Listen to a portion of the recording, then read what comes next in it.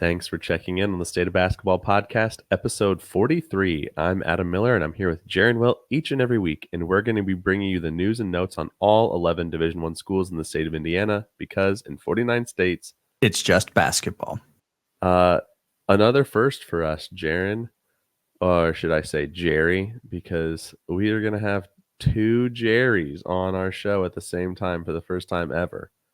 Yeah, that is very true. Monumental. It's multiple firsts. It's our first time having two Jerrys. Mm-hmm. It's our first time doing an interview with a Ball State player. Yes. So yeah, we are going to be joined in just a moment by Jeremiah, or Jerry, as some people call him, Jeremiah Hernandez.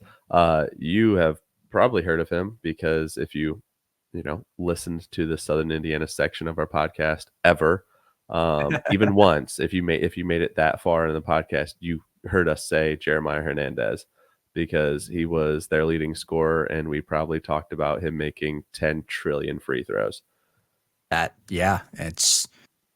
is very true. But again, we'll talk about it, with Jerry, but he's a player on all ends of the ball, right? And he's not just a free throw shooter. Mm-hmm. And again, we've talked about that throughout last season. I believe we're going to see it a lot this season as well. Yeah, me too. Obviously he, can do more than shoot free throw, but like he just does that. He just does that at such an elite level. Yeah, he just puts up absurd free throw numbers. Like the amount of free throws that he's making a game, it's like, he just casually went 17 of 19 against Morehead State. Dropped to 30 points. Okay, that's crazy. And like his percentage is incredible too. So that's what makes it even better, is he shoots it at such a high clip.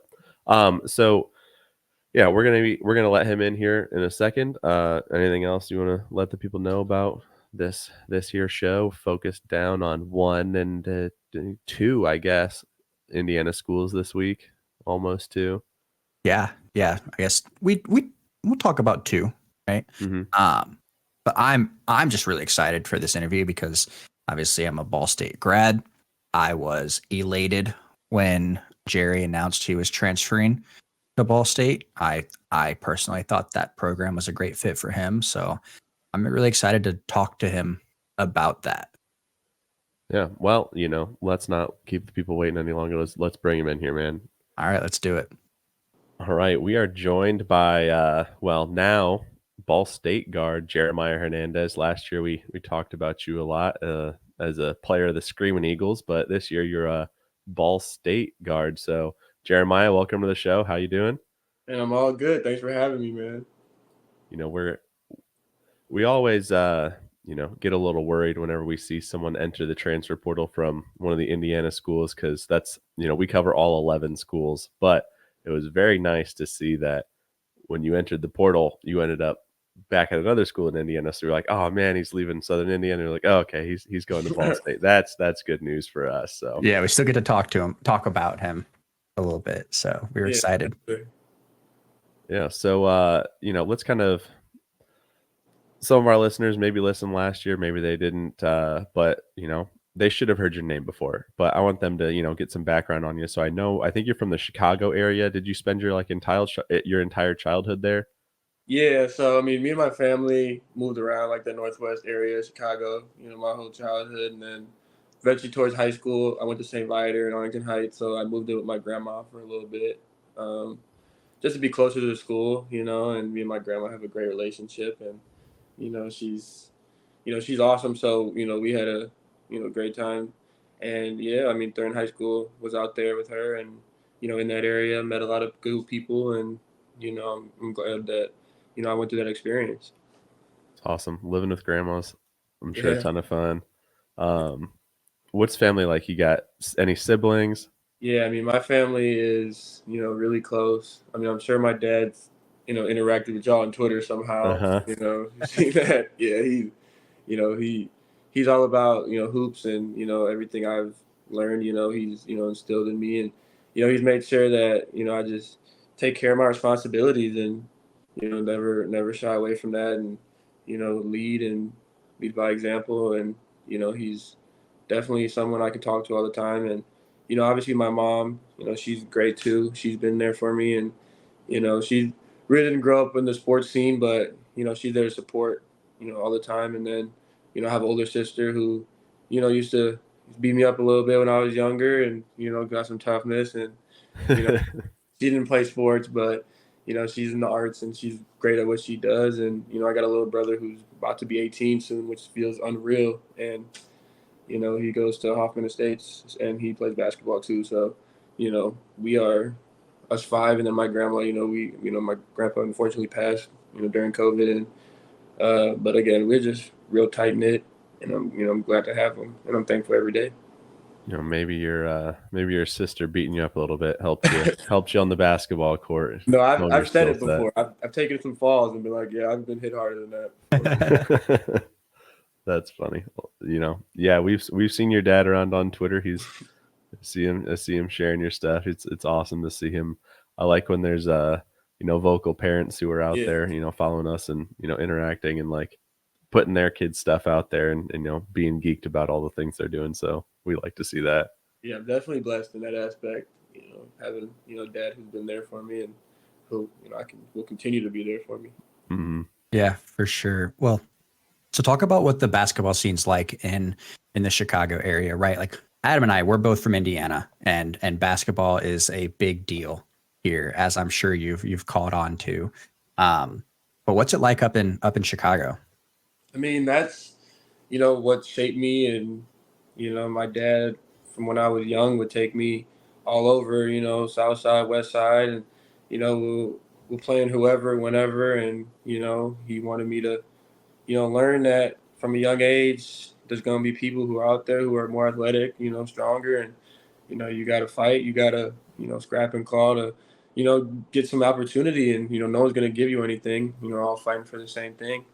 And I mean, growing up, I played for Sonny Parker, his AAU program, and just I got to see so many people, and if I pull the names list out of people, who I've played with and trained with and seen, whether that be like college, especially college right now, based on how old I am, but there's still some pros and everything in there, but it's just been again a blessing for me to come from somewhere that's just such basketball heavy, and obviously Indiana is also basketball heavy, so I feel like feel the love too from here, and I can see that it's pretty similar in terms of we take it seriously, and we're trying to everybody trying to win, play the same way, play the right way. Yeah, for sure. So was the high school and AAU circuit pretty competitive up there? I mean, definitely we had like Mac River Fire and Mean Streets were the UIBL teams. Illinois Wolves always had great teams on the Under Armour circuit. Team Rose. I played for Young and Reckless, which was independent. For my 16 and 17 year, and finishing the year we had Trey Calvin, who's a pro right now, who was Hmm. at Wright State. Antonio Reeves plays for the Pelicans right now. Kason Pryor's at Louisville. Me and then some other bunch of other guys who have long journeys in college, and so I feel like back then we didn't know obviously what it was going to look like Hmm. going through this journey, but you know I'm again glad that I got to go through it with those guys, and I got to go through it against some great talent, and, coming and playing in college. A lot of guys that are doing well in the tournament, and stuff from the area, and it's just great to see, and just motivates me. Yeah, for sure. For sure. So you talked about playing AAU and playing in the Chicago area where it was real competitive. What was your recruitment like coming out of high school? Did it come on early? Did it come on later? I know we talked to some people who were like, yeah, I didn't have a ton of offers. And then, senior year just kind of came on. What did that look like for you? Yeah, so I mean, when I went to St. Viator, they had, a decent basketball history, and going in, I knew some people, and they were really excited to get me there, and thought it would be a good opportunity for me. So me and my family ended up committing to that, and like I said, had to move with my grandma for a little bit, just to be able to do that. And I mean, early on, I played JV as a freshman. I wasn't ready to play varsity as a freshman, and obviously something that would have been cool, but obviously for my development looking back, I was able to, play against some older guys still, but also be in a role where, I was counted on and, I had, built some confidence. But, other than that, um, my sophomore year, I ended up playing varsity. And from then, I got some looks and, I was a bigger guard and, I started getting more athletic after my sophomore year. So going into my junior year was when, I had some talks from D1 schools and, stuff like that. And then my first offer came the beginning of my junior year, going into my senior year. Oh, no, going into my junior year, yeah, was my first offer came that beginning of that year. And then, yeah, going into my senior year is when it really took off. And I had, a good amount of offers. Do you remember who your first offer was from? Yeah, my first offer was from Cal Poly, actually, Okay. after an open gym. And I don't think I played that well. And the head coach was there and, you know, he talked to me afterward and I didn't think I was going to get it, but, I got it and, felt like the biggest weight had been lifted off my shoulders because, during the recruitment process, we knew like it took just, that one person, that one team to take a chance on you and then the Mm-hmm. ball starts rolling. So, once you're solidified as a D1 prospect, it's just different. You feel good and, but it just comes with, more motivation and, more want to work because, around that area, especially people are coming at your neck like they want what you have. So, what I'm saying, I had to be prepared every night. Yeah. I always wondered, like, when you get that first like D1 offer, is that one like, is there anything that makes the one stand out? You're like, oh, maybe I should take this one because they saw, me first, or is it all just more like I'm going to pick the right coaching staff, the right program, and let every offer come to me and kind of pick the one that fits me best? Yeah, I mean, definitely for me, like, especially when the recruiting, when I went in the transfer portal, like this past time, like Ball State reached out early, and that was something that I really you know enjoy, like felt and really respected. So in high school, but it was more like now you're a D1 prospect, but now you have all these tournaments coming up, Mm-hmm. what I'm saying, and so you have to take an opportunity to just go out there and. But again, once you get that first offer, you get calls from schools like, hey, like haven't talked to you in a while, and stuff like that. So again, it's really just ball really starts rolling from there, and phone starts ringing differently, and you get more coaches coming to different games, and so I think after you get like that first offer, I mean, you just got to move different. You know what I'm saying? Because Mm-hmm. you got to be ready for the next level. Yeah, that makes sense. I mean, once somebody like kind of identifies you as like, oh, he's like a D1 prospect, and other people are like, oh, wait, hang on, let me check Right, him right. out. So, what led you to Kent State? Because that's where you started your career, correct? Yeah. I actually got the Kent State offer, which is funny. It didn't directly come to me. It came through my AAU coach, and I was in science class, and Okay. I had a really cool science teacher, and we were just in the lab doing whatever, and my coach was like, "Can you call me? Like, can you reach out? Whatever." I asked my teacher, it's like whatever. I just So then I went in the back in the hallway, and I called him, and he's just like, "Yeah, Kent State just offered, and they want you to come, and blah blah blah. I think it's a good opportunity." So I was like, "All right, like." Definitely put that on the radar. But again, schools kept offering and, calls kept coming in from other places. And, when it really came down to it and you narrow down schools, you Mhm. narrow it down to coaching staffs and, you know, coaches who really have put in the work. So Coach Sendy, he came to open gyms, he came to high school games, like every AU tournament he was there, and that's the head coach, So, Mhm. that was really important.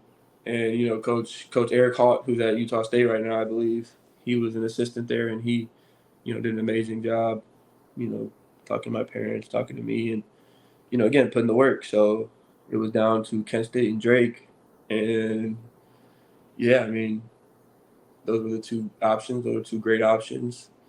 A couple of people I knew from Illinois went to Drake, so that's why it was intriguing to me. They had a new coaching staff, Coach DeVries, Mm-hmm. and it was intriguing. Missouri Valley, it was exciting, but at the end of the day, we thought Kent State was a better fit, and obviously the numbers didn't show that.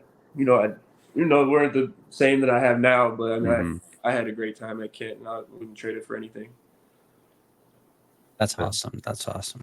So you were there 3 years, right? Yeah, Only played you redshirted your freshman year. yeah. I redshirted my freshman year. We had like 7 seniors, a lot of guards, and we just thought it was the best option for me, and obviously it worked out in my favor, and Yeah. learned so much that year, and obviously had to do some growing up to do, and after that, my redshirt freshman year, played the role of coming in trying to be a pest and just play as hard as I can and go guard someone full court, go guard their best player, like deny them and stuff like that, and knock down a shot when you're open, and then I think I had a little sophomore slump, but yeah, then obviously transfer happened, but again, not not knocking anything that happened with Kent.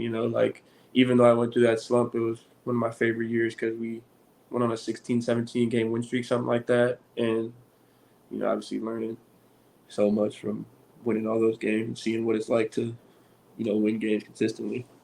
Yeah, for sure. So after your time at Kent State, right, you transferred to Southern Indiana, spent 2 years there. Last year was being your second year. You, from our perspective, right, seemed like you made a significant jump in production. What do you think kind of enabled you to make that jump? Yeah, I mean that was a year. I still think about it today, and I'm still very excited that I have opportunity coming up to people are looking at me a little differently, looking at me as a leader now, looking at me as someone that should be contributing. And my first year at USI, we had a good team.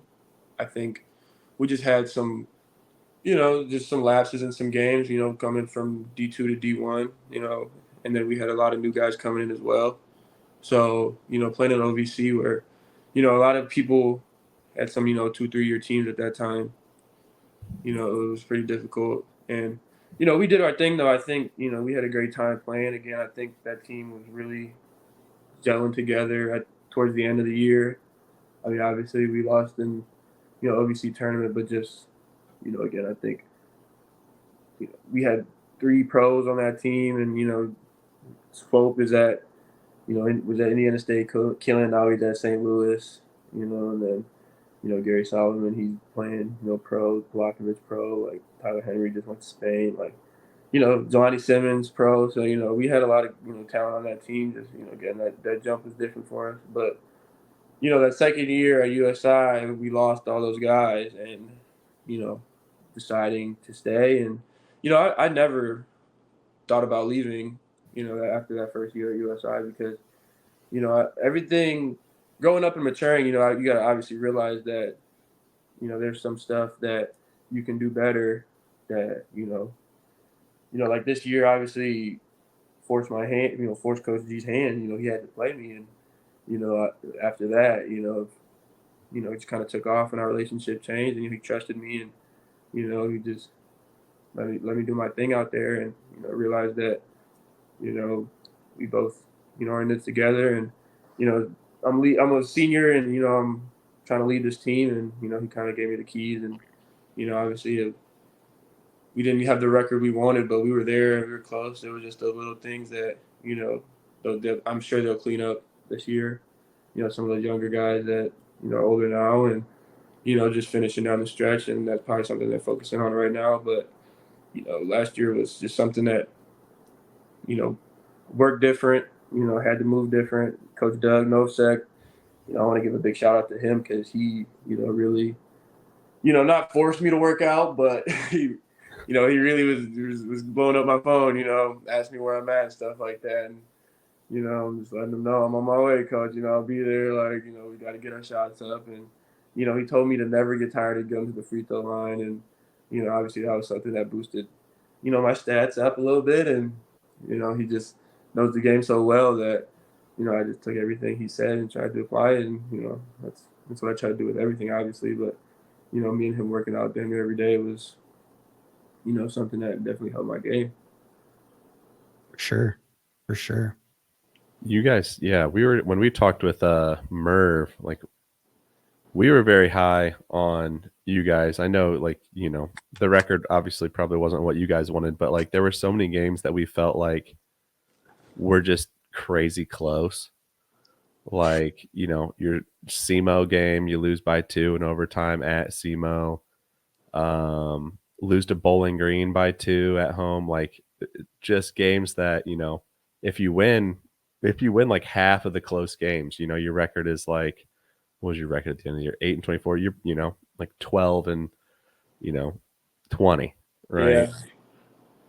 Yeah. I mean, definitely, like you said, if we eliminate some of those games and all that, our record would be looking different. But that's just part of the learning process. And, it definitely crushed us a little bit because there was, those games where it was like, damn, like we're right there. And, Mm-hmm. sometimes it feels like we don't really know what happened. Obviously, before you watch the film, just kind of come to the locker room and just like not sure. Like, but then there was sometimes like, I remember Tennessee State game, we pulled it out at the end and, we're celebrating, like we just, won a championship just because Yeah. it's just so hard, to win Division I games. And especially at the end, people are, fighting to claw back and do everything they can to come back and win at the end. So, again, but I think just watching the film after some of those games, stuff earlier in the game that, we could have cleaned up too. And, it's not always the final, 4 minutes of the game and stuff like that. Obviously stuff leads up to why it became close and things like that. But, again, I think we learned a lot. I learned a lot. I was put in a role where, down the stretch, the ball was in my hands. And, again, there's some plays I could have made better down the stretch. And, the Bowling Green game, I missed the layup, wide open layup, something like Mm-hmm. that. So, the 2 points right there we can get back. So, just stuff like that, just learning. But again, it's all part of the process. Yeah, we you guys had other than Illinois, you guys had the last win over Morehead State this season. Yeah, that was one of those games where, we went in nothing to lose, and Yeah. pressure's on them, and we see them in warm-ups. They weren't taking us as serious as I thought. Hyped the team up a little bit, and tried to just do my thing out there, and people followed, and we see Yeah. something that nobody thought we could. I mean that, like, if you're Morehead State, like that's one where you got to be like this is like if they see you guys coming in, they're like, okay, they have won 7 games. Like this is that has trap game written all over it, right? Like Yeah, they need to lock in. So good on you guys for taking advantage of that, playing your game. But then we were also high on you guys going to the OBC tournament. You guys got the 8 seed, and you were out in the game, and then I think AJ goes out within like the first yeah, minute. yeah, But I yeah. mean, I had the stomach the flu. guys fought, man. Yeah, yeah. That was all. That was, I'm so proud of them, and obviously the worst timing ever to miss a game. I think that was the only game I missed during the year, and I mean, woke up. Well, going to bed actually, I was like, oh my goodness, I'm not. Like this is not normal, and tough going to bed. Woke up early and like knew like, you know, had the stomach flu and was throwing up and just was trying to do everything I could in the morning and get out there. And time rolls around and I go to warm ups and once I take off to run or Mm-hmm. jump, like just couldn't do it. So With it the was amount, really emotional too, just because I knew like coming down, this could be my last game for USI, or if we don't do this right, and if they don't pull it out, which obviously there's again, I'm so proud of how they played, and there was nothing, no regrets for that. Like, Tennessee State obviously is a good team, and they were mm-hmm. experienced, and we battled with them twice during the year, and they got the best of us the last time, and we were really looking forward to getting back, and so just things didn't fall into place. So obviously looking back, coulda, shoulda, woulda, Mm-hmm. but again, I mean, so proud of how they played, and it sucks that I couldn't be out there with them. Yeah, I mean, with the amount that you get, fouled, probably not wise to go out there when you're feeling, you might just, Yeah, start bumping her. spill Yeah. your lunch. So you started your career in the MAC and then you moved to the OBC. So how different like are those leagues in maybe competitiveness or kind of talent? Because I think our listeners, when they think of like, they might think of it in like you're like a mid major and then you're like a high major. So if you're like a Big Ten team, you're maybe your skill levels up here, and if you're like a, you know, like a MAC level team, your skill levels down here. So how do those leagues or leagues of different levels kind of compare in your mind? Yeah, I mean, definitely nowadays, skill I would say is almost even across the board. It's just all about opportunity, height, size, strength. Obviously, Big Ten has those 18-year-olds who are already 6'10" to Hmm. 280. So I obviously didn't have skinny guys, so I'm still waiting to put on my grown man body. Obviously at Ball State we've been working, and they've been doing a great job of helping me, and obviously I've weighed the most I ever have, and I feel strong. So Do so whatever Peyton's doing, man. He's yeah, no, got there's no way. There's no way. it. No chance. I think it would have to take two of us to lift what Peyton throws up in the weight room. But no, I think definitely just working, just working and just being around is just definitely something that's just great. Okay, so would you say like, you've been in the MAC, you've been in the OBC. How do those two leagues kind of compare? Like, Right. So I would say top to bottom, the MAC I feel is a lot more competitive. hmm I'm saying not a lot more, but I think just top to bottom they have higher records. Our BPI obviously wasn't that good last year in USI and stuff like that, and you know so we were bottom of that like 300 or whatever. So just hmm based off that, but I think obviously we can compete in college basketball is any given night nowadays is how it's feeling. So there's not really that dominant team that like Kentucky's not going 30-0 anymore. It's number one. So there's not those kind of teams anymore. So especially in the MAC and the OVC, it's just all about teams. I think like a team like you know us this year, we're older and stuff like that. So if we played a team like Morehead State from last year, I think it would be a good battle and you know definitely something that people want to see. But again, I think the guard play is a little different in the MAC across the board. But OVC has some great bigs and some great forwards that I think the MAC.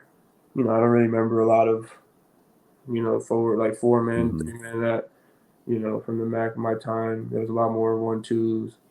So I think it's just all about the team basically and Right. the program and obviously there's a lot of good programs in the MAC.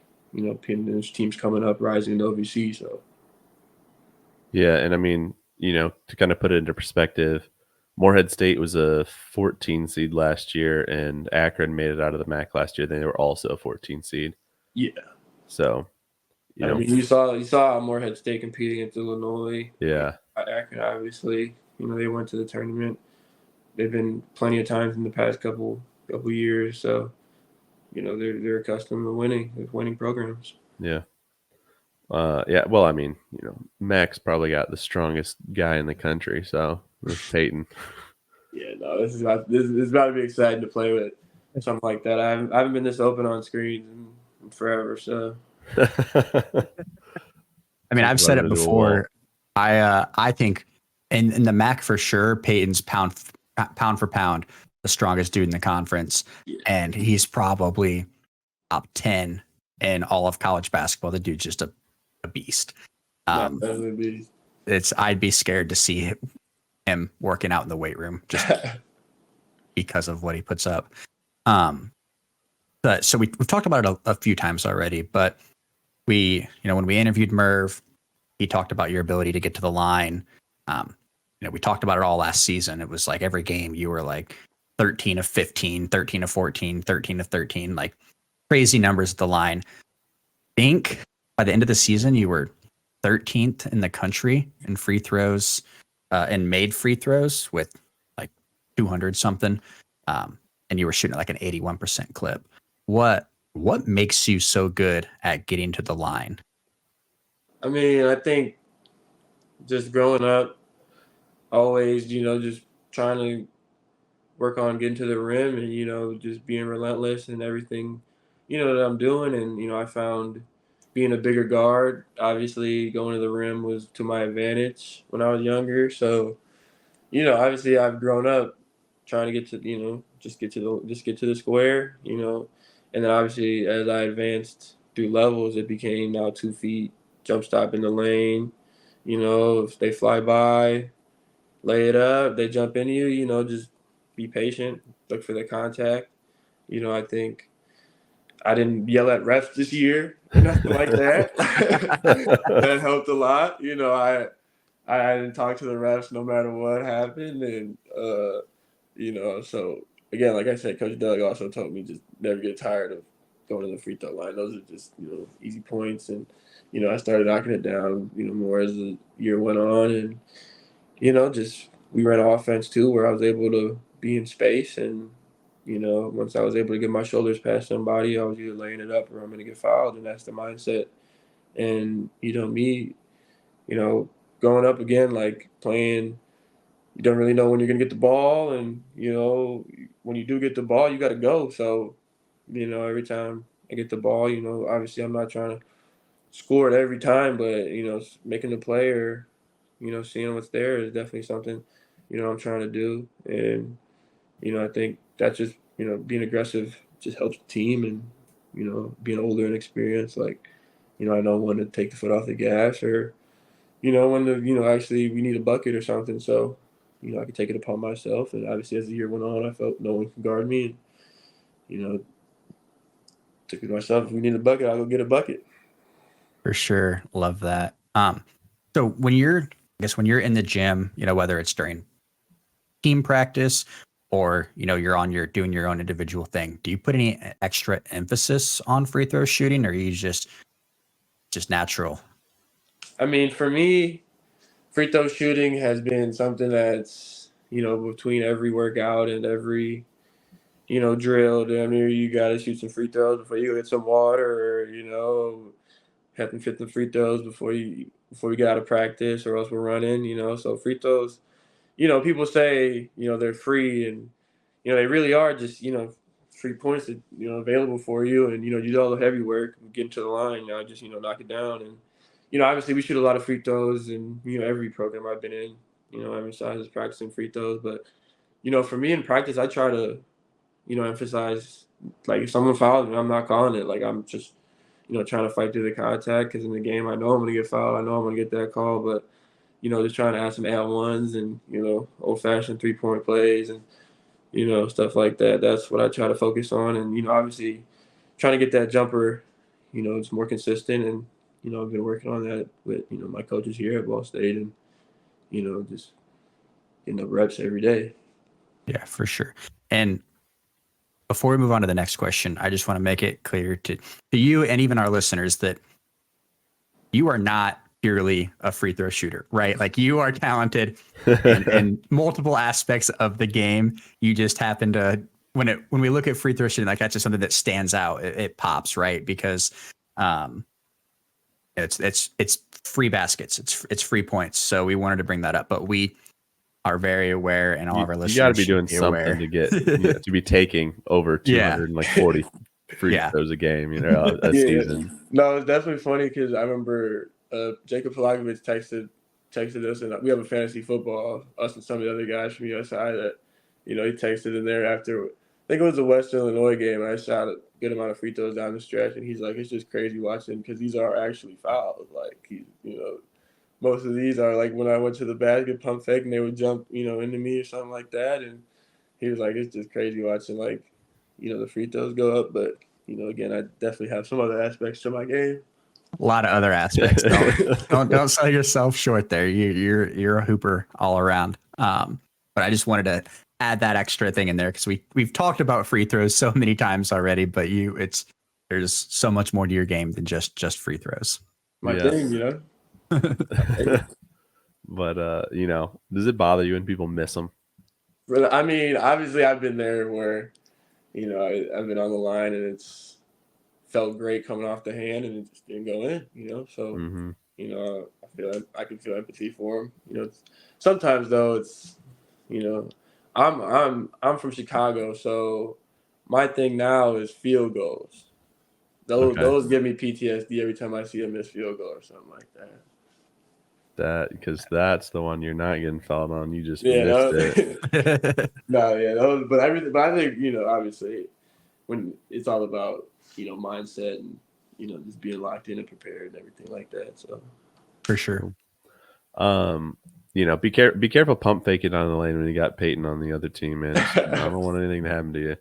No, man, I'm regardless. It don't matter who's in there, man. Well, so let's kind of talk about those other parts of your game that our listeners obviously know you're a great free throw shooter. You get to the line a lot, but what can they kind of expect to see from you this season? What does your game look like? What are they gonna, what are the Cardinal fans gonna be able to watch?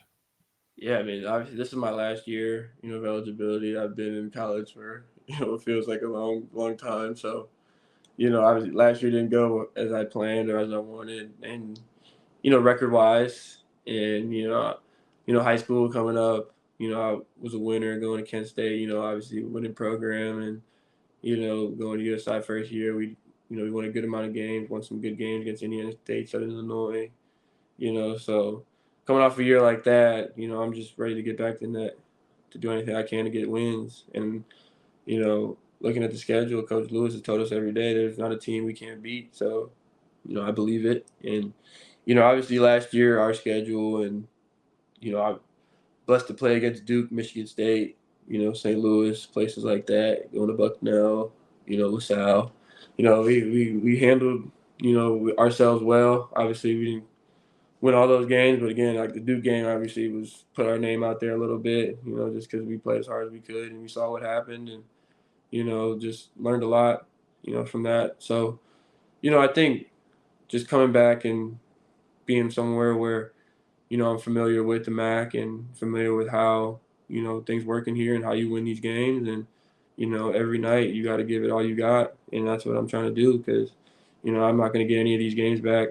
This is my last year. I've seen, for years, players end careers end, and they've regretted some things. They've been emotional about some things, and obviously it's going to be a little bit emotional. But if I give everything I got and I, come out of here and do what I'm supposed to do, then I know, I won't be mad at myself, and obviously I'm blessed to be able to see that and appreciate that. And Coach Sandy said something, my first year when I was that stuck with me for a while is don't say hello when it's time to say goodbye. So, that means, don't, try to put in the work later when, we had the whole summer to, work out and, and stuff like that. So, I've been working out with, coaches and, doing, everything I feel like I can to, prepare myself because, I'm ready. I'm ready to play. I think I want to prove last year wasn't a fluke.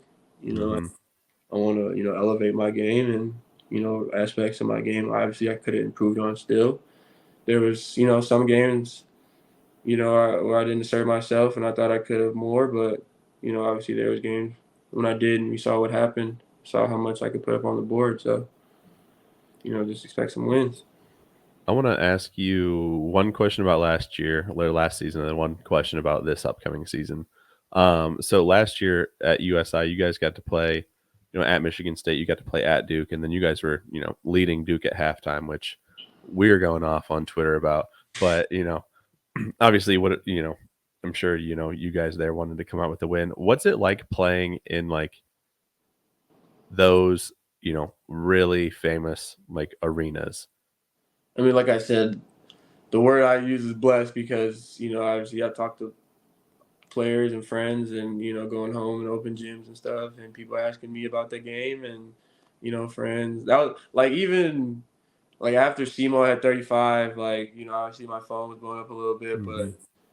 but when I had 15 on Duke, it was like I had 45, in the NBA finals. Yeah, There was even though we lost and we were up at halftime, like that was the most blown on my phone has ever been. Like it's been a you had the while. crazy Yeah, sweating, man. it was but I just because it's just so historic and everybody knows Duke. You know what I'm saying? Yeah, Like even those non-basketball super fans, stuff like that. Like they, if you're a fan of basketball, you know who Duke is, and mm-hmm. they play in a little gym, and but obviously, again, like I said, I've talked about playing there, and people ask me, where's your favorite place you played or something like that. There's no hesitation. Now, even Michigan State was cool and all that, but like I grew up a Kentucky fan too, so I hated Duke, and So so that yeah, halftime, you're like, we got to finish it. like halftime was more everybody was just kind of I can't remember halftime. Like, it's just how everybody was just what's going on right Uh-huh. now. I can't tell you any words that were said at halftime of that game. Yeah, I feel like sometimes you'll see something like you guys being up at halftime, and then I don't know what they say in there, but then you kind of get the expected outcome at the end. But then Yeah, there's like Evansville beating Kentucky, like right? You're like, oh my, like yeah. it happened. So No, yeah, I'm saying college basketball, especially nowadays, everything is night in and night out. You can't take uh-huh, off the gas, and we've seen through March Madness that that's every time people ask me about the difference between mid major, high major is give them some time, like give everybody some time, and then let's see, obviously, right, you have talented teams, in the high majors, but once mid majors, low majors mesh and figure out their groove, anybody could beat anybody. So right, yeah, like FAU making the Final Four, now they're a exactly, solidified, power yeah, program. yep. Yeah. And then my question for this season is, what game? Is there a game you're like looking forward to the most? I mean, you get to see some familiar faces with Indiana State, um, you know, Evansville. What game are you kind of looking forward to? Are we talking about non-conference or in conference? Either one. I mean, yeah, you get to go. I mean, you get to go back Yep. at the game at Kent. Yep. That's the one. You're gonna drop 55. We'll see. We'll see. That's all I gotta say. We'll see. We'll see. I mean, obviously, like I said, I have no love lost for Canada. I don't regret any of my time there, and Coach said he's taught me a lot and everything. But obviously, I have history and spent a lot Hmm. of time there. So going back to play on the other side is just looking forward to that. Looking forward to seeing everybody, and hopefully coming back a new man. So Yeah, safe to say you will be. You got a game on New Year's Eve, so you can have that, and then you got January 4th, the MAC opener at Kent State. MAC opener. Man, no, I mean starting 1-0 against your old school would be a great way to start. Hey, that's all it would be. Just want to know, nothing else. Uh-huh. We For sure. we will be locked in Oh, yeah. on that game for sure. Me too. So thinking about the Ball State team, right? I know you talked about it with Mick Tidrow, a few weeks ago. But it's a pretty old team. I don't want to say old, pretty experienced team, right? Old too a little bit. There's several of you guys have been around a little bit, but great experienced players. I mean, Peyton, Mickey, um, one, I guess first of all, are you excited to now play with Peyton? Because you would have played against him your Yeah, I played against first him. year Yeah, first year. and Yeah, so I'm sure you're probably excited that he's now, yeah. setting your screens instead of being the guy you have to drive the ball into. No, it's Uh, just, yeah, it's just crazy. Just how full circle thing. Just a lot of life works. And yeah. thing coming leading me back to the MAC, and when we went and played at Ball State, there was really really never a time I can think of where we did well, and Ball State, their gym, big gym, big gymnasium and stuff like that, playing in Hmm. long trips. So, it's just funny how it works that, I never thought I'd be playing here. obviously we're, hating everybody else in the MAC, and just things flip now.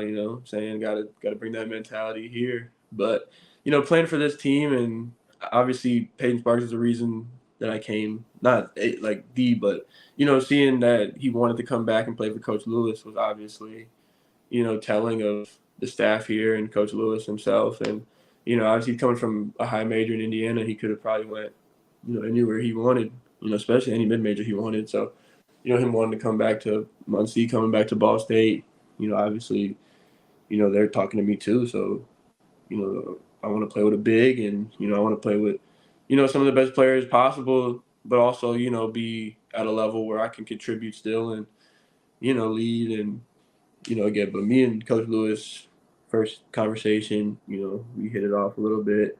He thought I was, a little more, quiet and reserved, but, after we finally talked, he realized that, I'm ready, like, ready to jump in and ready to lead, and, I got personality to me. So, I think, playing with someone like P, and then obviously Mickey, I played against him as well, Ben Hendricks, he was here. So, again, that also speaks to, I've traveled to two different schools, and they're still here. So it's a program, it's a family, and I've seen that the whole time that I've been here, and managers have been here multiple years, and they love it, and they're more than willing to do anything for us, and it's just like a step up, and the love, and I think just being here is great. Ethan Burton Watts, he's coming from Boston. He had to sit out last year. He's from the Indiana area, with the Culver, and he's ready to go. When I was on my visit, he was my host, and when you hang out with the guys, you really get to get real with them, and get to talk about some stuff that you want to actually talk about that you really can't talk to the coaches about, because the coaches obviously want the best from the recruiting and stuff like that. But he's telling me, like, even sitting out last year, like, I learned so much, and Coach Lewis, he's never going to BS, and he's ready at any time to fight for you, and he just wants you to fight for him as well. So I'm like, perfect. You know what I'm saying? Like, I just want to be able to have someone back me up and be with a good squad and a good conference, and Ball State was obviously a great option for me, and I'm no regrets at all. Awesome. So what is the team as a whole? Kind of what are you aiming for? What's the end result? Making the NCAA tournament? Or Yeah, just so you're not even looking at that yet?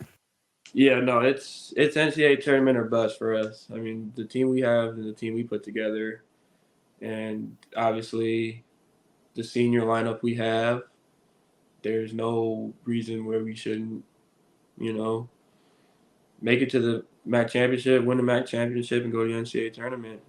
I believe in myself, and I believe, that,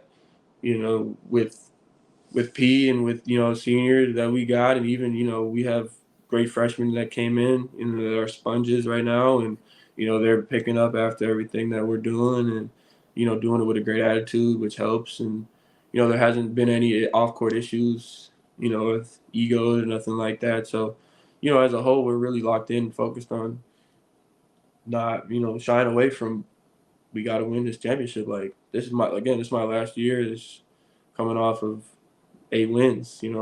I'm due for a lot more. So, what I'm saying? I'm doing everything in my power, and I think I'm good enough to lead, a team, to some victories, and I'll do it again. I'll do anything I got to do when some games are on here. But like I said, we're not shying away from MAC championship. So Love that. Love that mentality. For sure. Yeah, that's definitely what we're hoping for, oh yeah. And I can only imagine how crazy the campus, like obviously being there, right? I remember there were quite a few big games when I was in school.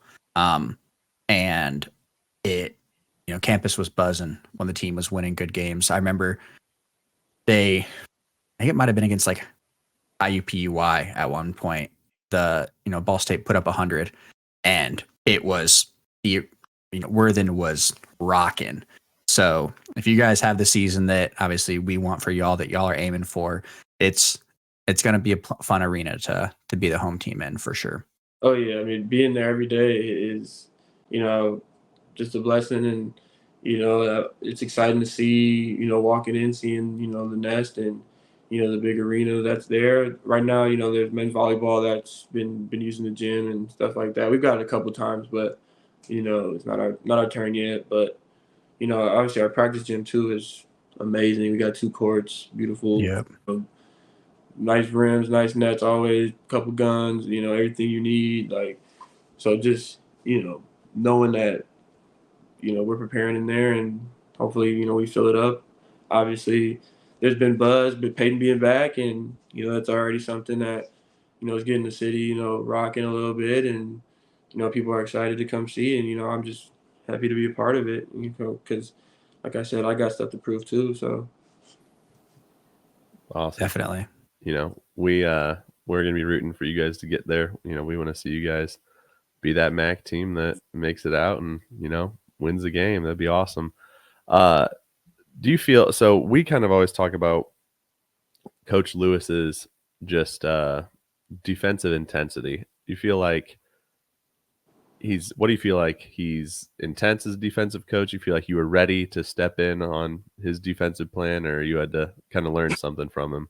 yeah, I mean, being, coming from Kent State, where very defensive minded, and in your face lockup, and USI they're more pack line, Mhm. so learning different defenses is obviously prepared me. And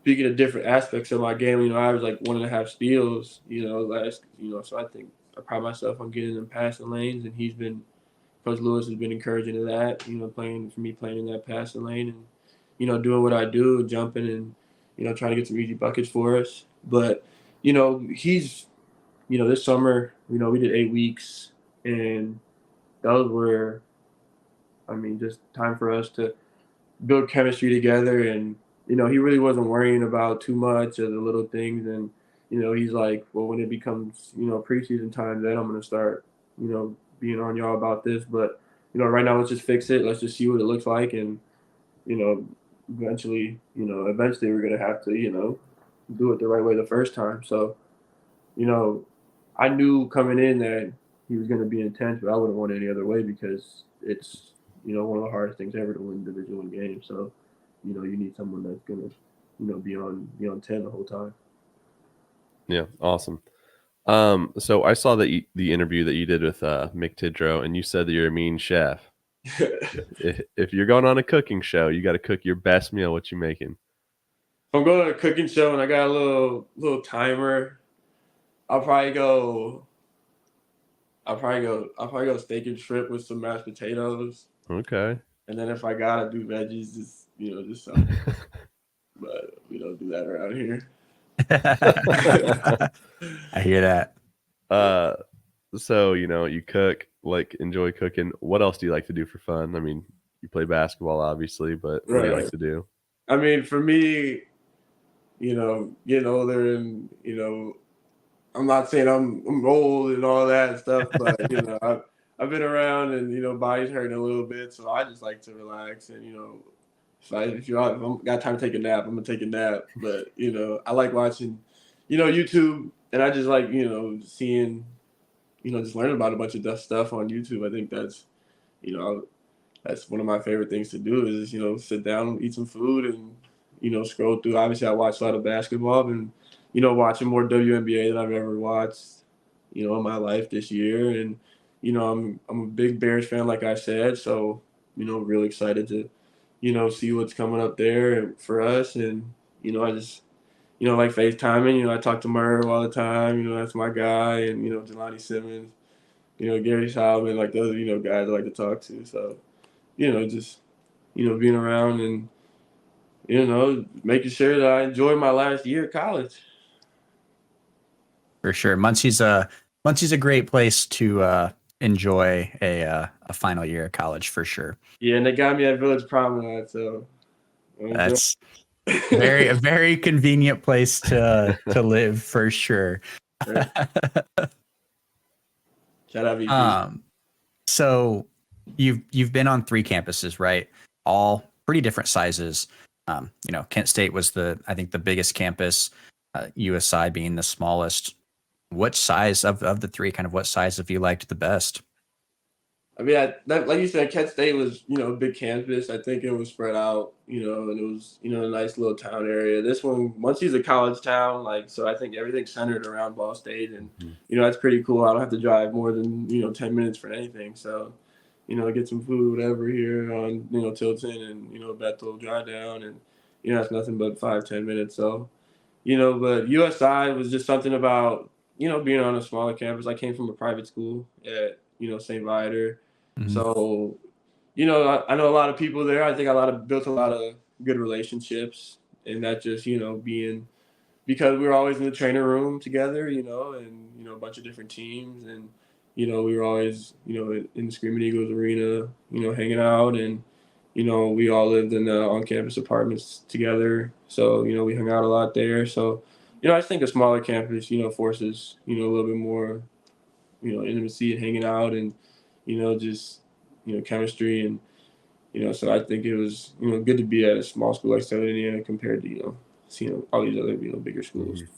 For sure. So thinking about Muncie, what's your favorite place on or off campus? I mean, definitely. I got this balcony here in my apartment, and I got a little turf out there. I call it my backyard sometimes. I got a little chair out there. I just sit out there, and it's been super nice.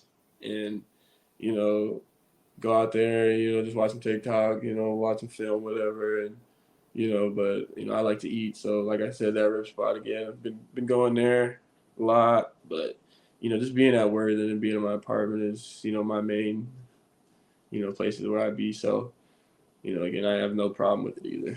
Living at VP. That's So if awesome. people want to find you, they just gotta they gotta find you out on your balcony, Oh yeah. watching some YouTube, learning. Sure. Well, man, thanks for coming on. If you have, I think that's all our questions. Do you have anything that you want to let the people know? Nah, man, just appreciate y'all. When you guys reached out, there was no doubt, about me coming on because feel you guys' appreciation and love for Indiana basketball. So thank y'all, and thanks for letting me hang out. Yeah, man, thanks for coming on. We've, I know you're not there anymore technically, but USI has been I guess, our friendliest Yeah, no, that too, for real. You guest. guys definitely got some love to USI, and definitely helped us, get our name out there a little bit. Sprue coming on, Merv Yeah, coming on, now you. You pipeline. guys are all good people. Oh yeah, no, I mean, like I said, Kent had no problems. USI had no problems. Especially we had a lot of love last year, and you know, coaches understood. We had our conversation at the end of the year what was going on, and all good from there. If I have a chance, pop out to one of their games, I definitely will be there. So. Yeah, and we're definitely going to get down to Muncie for at least one game. I Oh imagine we'll yeah. get down for multiple. We play I've got Evansville. I wish, obviously I wish it was in Evansville, but it's, at Muncie. Yeah. Yeah, That's that's going to be a good one.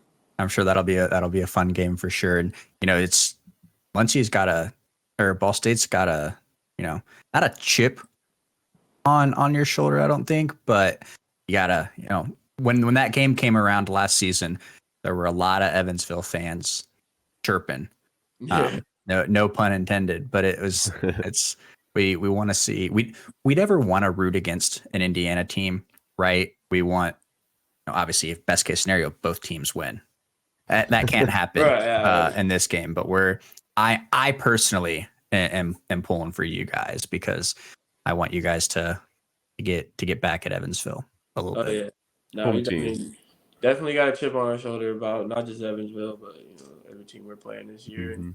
And, Peyton got stuff to prove. I got stuff to prove. All the seniors from last year, got stuff to prove that was here. And, we're, like I said, we're not shying away from it. For sure. Yeah. Well, we're really looking forward to obviously watching you play, but even, Peyton, Mickey, the whole team. We're excited to see what you guys are going to be able to do this year. Sure. All right. Thanks, man. Thanks for coming on. Good luck this season. No problem. Thank you. All right. Thank you. Take care. Man, Jerry's great, and I don't mean you. I mean, you're great too, but I mean, guest Jerry was great. he's subjectively greater, greater I appreciate that you or didn't just objectively, but okay. objective. I was Yeah. gonna say subjectively. I was like, I appreciate that you're giving yourself like this window of opportunity to be greater than him in some conversation. No, he's Um, objectively greater you know than what, Jaren? he's the greater Jerry. I will go with the subjective here because I think you're great too. Thanks, Um, man. but you know what? He was a better guest because I'm not a you guest. don't guest star on this show. No. Um, were you thinking? Were you thinking MAC championship or bust was their goal? I was thinking MAC championship or bust, but homie said NCAA tournament or Uh-huh. bust. And I guess MAC regular season Right. championship, right? Like I want them to win Yeah. in the regular season, and anything else was extra. But homie dropped the NCAA tournament or bust, and I got goosebumps, man. Right. I mean, if you win the regular season conference, like if you win the regular season, like it has to be so disappointing to not win the tournament because you're like, we were Yeah. the best team. We won the most games. We just got caught this one time, right? Yeah. But I mean, he So, even said it like on any given night, mhm. any team can win. But man, I got fired up. He said, I think my jaw might have actually dropped or something. I don't remember my exact reaction, but internally I was like, let's go. Yeah, I mean, that's, that was my hope, seeing the pieces that he brought in, older guys, like him, like I don't know, just an experienced team. You got something like Mickey Pearson out there to just, bring it every single second he's on the court. Got Peyton. I mean, dude, he said the campus is buzzing, city's buzzing for having Peyton back. That makes me so happy. And I believe it, man. Like when he said it right. Muncie is a college town. The Yeah. town centers around the school. It's true. It was my experience too. And when the athletic programs are good, there's so much hype around campus, and I really think the Cardinals are gonna be great this year. And him acknowledging that makes me even more excited. Yeah, and I think that there's going to be, like just so much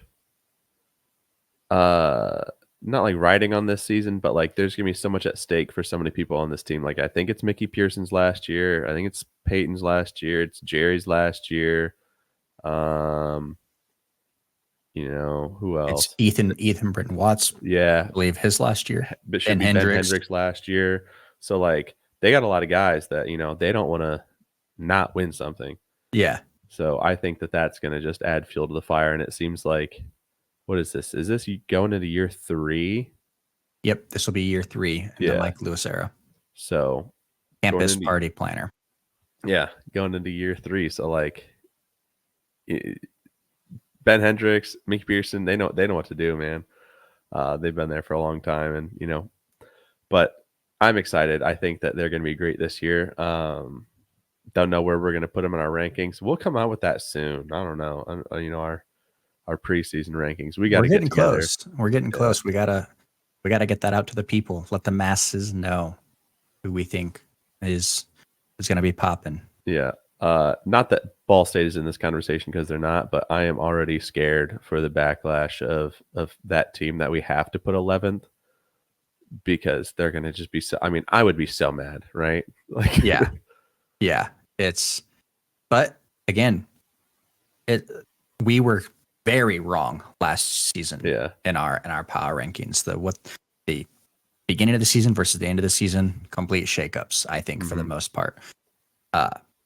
And so, if our fans are upset, we're sorry. Hear me out. But hear me out. Things can change. We'll just put USI 11th and put our reasoning in parentheses and say, still waiting, Coach Sprue. And then tell him it's his fault and say it has nothing to do with the players they brought turn in. the viewers and the fans against Coach Sprue. Yeah. We would have had him higher. But we'll get into all that coming up. So not quite sure what we're going to be doing next week, but I can give you guys a little bit of a preview on kind of what we're going to be doing going forward. So end of this month, September 26th, that's a Thursday, is going to be our first preview episode. I don't know who it's going to be yet. I don't know if we're just going to go in alphabetical order, if we're going to go in ranking order, if we're going to have guests on yet, because we're in talks with doing all of these things, right? Yeah. And we have not landed on anything. We've got some time to figure that out. But so September 26th will be our first preview. That's a Thursday. We'll have a regular episode that Monday, Sunday, if we go live or not. The one prior. And then expect a preview Monday, Thursday, Monday, Thursday, Monday, Thursday. So 2 a week up until, the season starts on the 4th. We'll go live most likely on November 3rd. That's the Sunday before the season starts. So that one will be like our, here's our rankings. Here's our first week preview. Obviously nothing to recap, but Yep. if you want to, like, we're not going to be going into the details on what every team did in the offseason, because listen We've to our done that preview episode a couple times already that. too. Yeah. So listen to our Yeah. previews if you want to get that kind of information and what to expect from a team. So double the episodes. Good news for you. Should be shorter. We're going to try and keep those tight. Yeah. 30 minutes. Well, nice little bangers. Yeah. Not our regularly scheduled programming, Yeah. because obviously those are previews we want you to get all the content for the school you are a fan of, or schools. So we'll make sure to keep those shorter for y'all, make it a little easier to consume. And that way you can. And if you want to try out listening to another school, like if you're an Indiana fan, you want to like hate listen to the Purdue, or vice versa, you want to hate listen to the Indiana preview, like, or if you're Valpo and you want to be like, all right, what's Indiana State done? And we got to play them this year. Check one of those out. They'll be short. You can see what we think. Yeah. We're probably feel wrong. bad about it. Yeah, we are more than likely wrong. Yeah. Especially with the amount of like new pieces that a lot of these teams have. Yeah, for sure. But before we get out of here, just remember, I haven't been pestering our listeners for a while, but make sure to like and subscribe on the YouTube.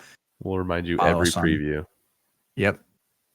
Remember to follow us on Twitter. We always interact. If you tweet at us, we will respond. Just say nice things. Adam's ego is very very fragile. I mean, it's hanging on by a thread. Like you say the wrong thing, all of a sudden the Twitter account's gone. Yeah. But no, definitely, help us share. If, like we said, we're doing those previews. So if you know anyone that is a fan of any of the 11 schools, this might be their new favorite podcast. So make sure to share it with a friend. But the clock is showing quadruple zeros. It's time for us to get out of here. Thanks for checking in on the State of Basketball podcast. We will see you next week. And remember, in 49 states, it's just basketball.